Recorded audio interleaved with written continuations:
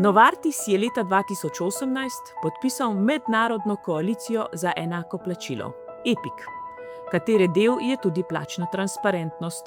S tem smo vzpostavili večletni program za pripravo in izvajanje globalnih načel in procesov za pravičnost in transparentnost plač.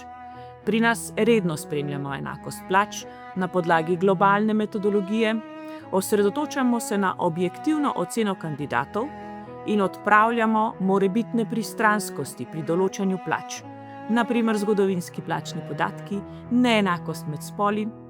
Stremimo k doseganju uravnoteženosti spolov na vodstvenih delovnih mestih.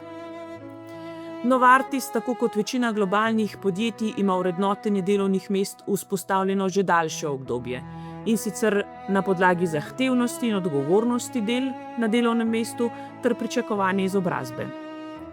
Ob tem izhodišču je projekt plačne transparentnosti trajal še vedno celo leto in je vključeval pripravo in pregled podatkov, vključevanje ključnih deležnikov, kot so vodstvo, socialni partnerji, delavnice in izobraževanja za vodje, z igrami vlog, na primer, vprašanje in odgovori, in komunikacijo do vseh zaposlenih z e-sporočili, letaki, učnimi kotički.